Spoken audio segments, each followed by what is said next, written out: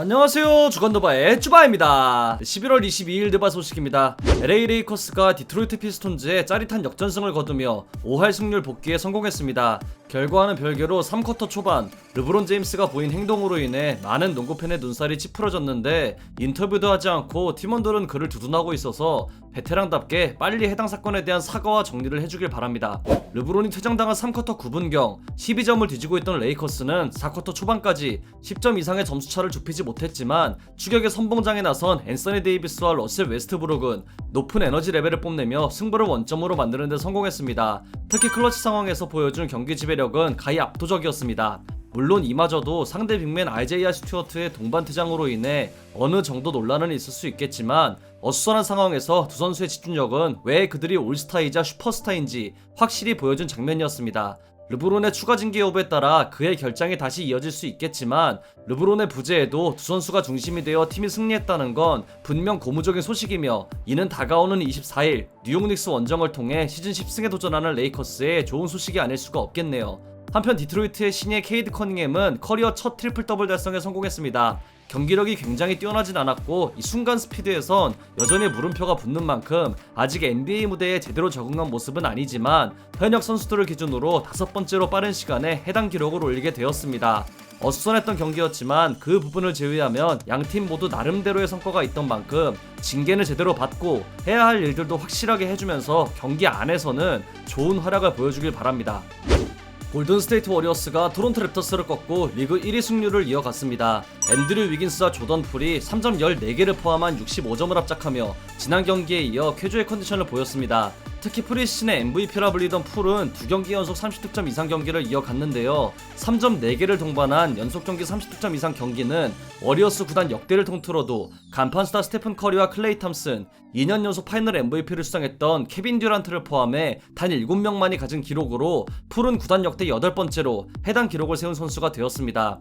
위긴스는 확고한 2옵션으로 자리를 잡아가고 있는 가운데 무시무시한 퍼포먼스로 MVP 1순위를 외치던 커리는 천적과도 같은 상대를 만나 고전을 면치 못했습니다. 바로 토론토 랩터스의 프레드 밴블릿인데요. 두 선수는 2017년 10월 26일에 커리어 첫 만남을 가졌지만, 당시 밴블릿은 단 5분만 출전했기에 이를 제외한 기록을 살펴본다면 총 4번의 경기에서 커리는 우리가 아는 커리가 맞나 싶은 스탯을 기록했습니다. 직전 2경기에서 3점 18개를 꽂아 넣은 선수가 오늘은 단 6개를 던져 하나만 성공한 건 2019 파이널까지 상대한 밴블릿이 커리에 대한 수비 이해도가 얼마나 높은지 잘 보여주는 대목입니다. 경기는 골든스테이트가 이겼고 상대 전적에서도 커리가 앞서고 있긴 하지만, 이 정도면 커리에게 있어 리그 최대의 천적은 밴블릿이 아닐까 싶네요. 양팀은 12월 19일 토론토 홈인 스코샤뱅크 아레나에서 시즌 2번째 경기를 치릅니다. 피닉스 선즈가 덴버 너게츠를 꺾고 상승세를 이어갔습니다. 현재까지 리그에서 80% 이상의 승률을 유지하고 있는 팀은 전체 1위인 골든스테이트 워리어스와 피닉스뿐입니다.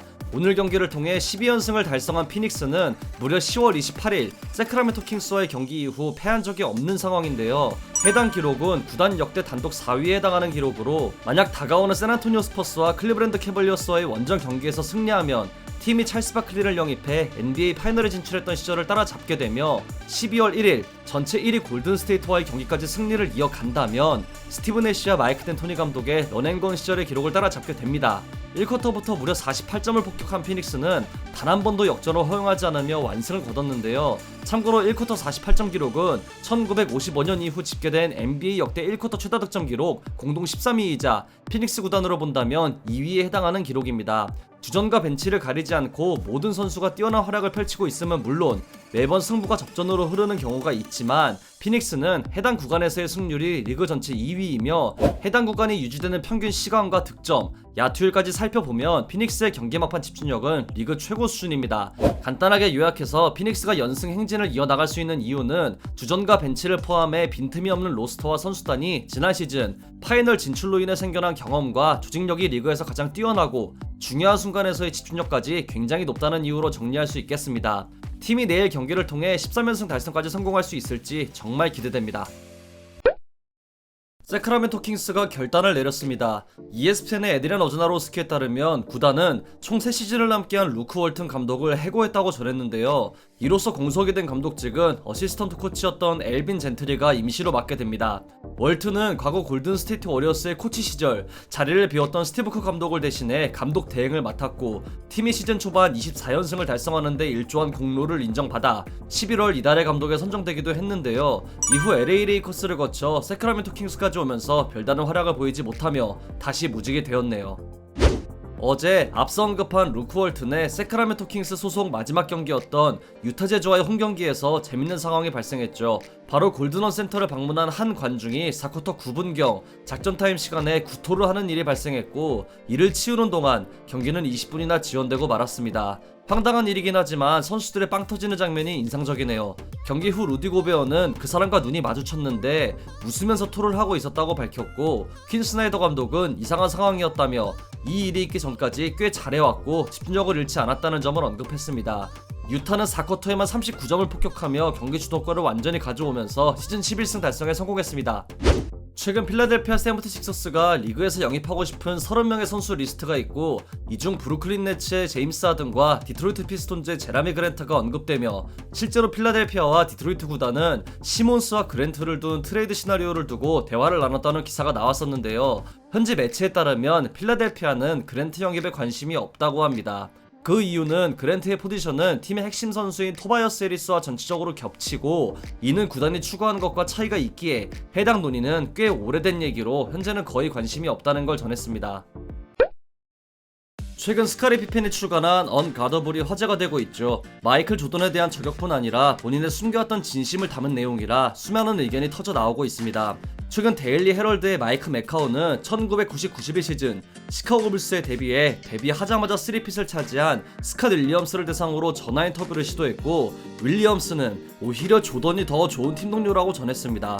그 이유는 조던에게 문자를 보내면 그가 골프를 치고 있던, 사업을 하고 있던 항상 답장이 오는 반면 피펜은 그러지 않았다는 점을 언급했습니다. 여기에 본인은 피펜과 좋은 기억을 가지고 있는데 팀 동료일 당시 피펜이 조던에게 그 어떤 적개심이나 실망감을 보인 적이 없고, 그 시절의 동료들을 모두 사랑하기 때문에 피펜의 언급들이 슬프다고도 전했습니다. 아마 이후에도 많은 전 동료가 피펜의 책에 관한 대답을 해줄 것으로 보입니다. 골든스테이트 워리어스의 클레이 탐슨이 드디어 돌아옵니다. 디 애슬레틱에 따르면 현재 5대5 훈련까지 잘 해내고 있는 탐슨은 앞으로 팀의 모든 풀타임 훈련에 참가할 예정이며, 복귀 날짜를 크리스마스 일주일 정도 전후로 잡고 있다고 합니다. 아마 빠르면 12월 21일에 있을 세크라멘토 킹스와의 홈경기를 통해 복귀할 것 같은데요. 상승세의 골든스테이트에 탐슨까지 가세한다면 분위기가 정말 최고조에 달할 것 같습니다. 뉴욕 닉스의 켐버 워커가 JJ 레딕이 진행하는 디 올드맨 앤3 팟캐스트를 통해 2019년 당시 소속팀이었던 샬럿 호네츠를 언급했습니다. 워커는 2018-19 시즌 올 NBA 서드팀에 선정되며 구단과 슈퍼맥스 계약을 맺을 수 있는 자격을 획득했지만, 샬럿은 워커를 잡지 않았고 결국 워커는 보스턴 셀틱스로 이적했죠. 워커는 만약 구단이 맥스 계약을 제안했다면 잔류했을 거라며 팀을 떠나고 싶지 않았던 당시 심정을 밝혔습니다.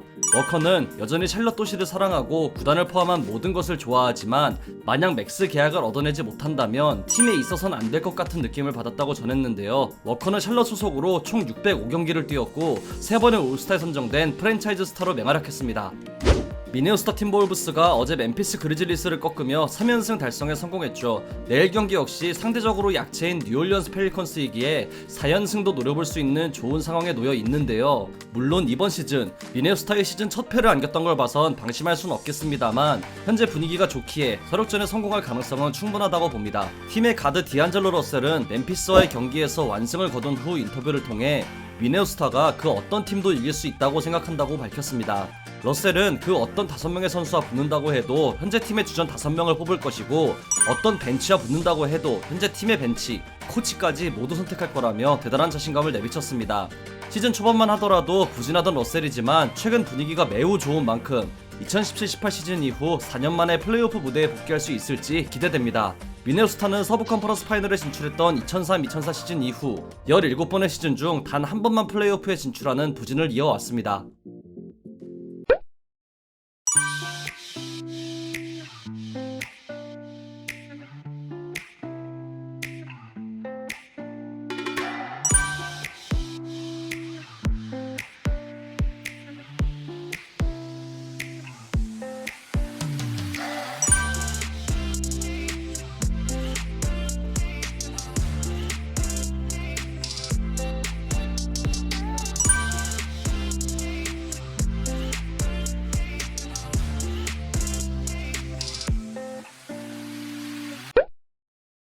이상으로 11월 22일 주간 나발을 마치도록 하겠습니다. 재밌게 보셨다면 구독, 좋아요, 알림 설정도 잊지 마시고요. 다른 영상도 감상하시는 걸 강추합니다. 저는 더 좋은 영상으로 찾아뵙도록 하겠습니다. 지금까지 쭈바였습니다. 감사합니다. And sleep comes like snow. Every single day are the special moment that we shared. I miss you all day. I don't know, oh, what should I do? I just hope that all this will just pass by you. Everything's gonna be fine. This the ship is away. If you're together, look at me, miss you, baby. Don't forget me, I'm always looking with you. By your side, we can't get over this, baby. I'll just walk away. You and me, la la la. Oh, we are gonna be okay. You and me, ha ha ha. Oh, we are gonna be okay. When you're tired, when it's hard, let's sing together. Oh, la la la. Don't worry, it'll be okay. I'm just strange in this wasting daily life. You look so worn out. I wanna be there for you. I wanna stick by